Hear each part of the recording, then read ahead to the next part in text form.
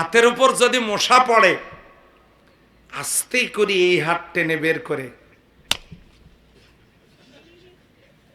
কথা বলেন তো ঠিক কিনা?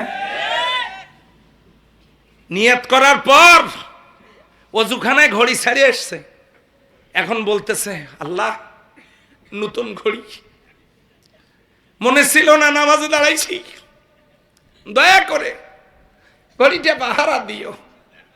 পড়তেছে নামাজ, ঘড়ির পাহারা দেওয়ার দায়িত্ব আল্লাহ দিতেছে নামাজের ভিতর। আবার মসজিদের সামনে থাকা ঘড়ি কোনো কারণে যদি ব্যাটারি শেষ হয়ে যায়, কাটা শুধু ওখানেই এরকম করে। নিয়তের ভিতরেই অকর্মা মুয়াজ্জিন ঘড়ির একটা ব্যাটারিও কিনতে পারে না। মন কোন দিকে যাচ্ছে, কাপড় টানতেছে, সোজা করতেছে, রুকুতে যায়, সোজা স্থির থাকে না। আল্লাহ রাসূল সাল্লাল্লাহু আলাইহি ওয়াসাল্লাম বললেন, সল্লু কামা রাআইতুমুনি উসাল্লি, সালাতে আপনি দাঁড়াবেন, বাস স্ট্যান্ড পজিশন, সোজা হয়ে দাঁড়ান। তাকবীরে তাহরিমা, হাত বুকে বাঁধেন, নাভিতে বাঁধেন, যেখানে খুশি বাঁধেন, গন্ডগোল করিয়েন না।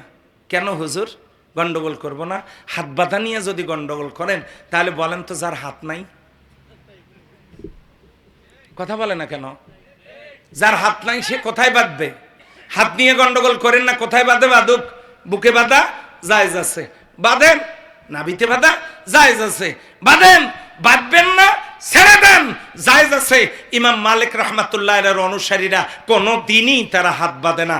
তারা যারা হজ করেছেন তাদের কাছে শুনবেন, হাত ছেড়ে দিয়ে তারা সালাত আদায় করে। সম্মানিত ভাই ও বোনেরা, হাত বাঁধা নিয়ে গন্ডগোল করাটা বোকামি। আমিন নিয়ে গন্ডগোল করবেন, একদল আস্তে বলেন বলেন, একদল জোরে বলেন বলেন, বলেন তো জোরে বলেন, আস্তে বলেন, শব্দটা তো আমিনই, কথা ঠিক কিনা? কেউ তো আর নুরুল আমিন বলেন না।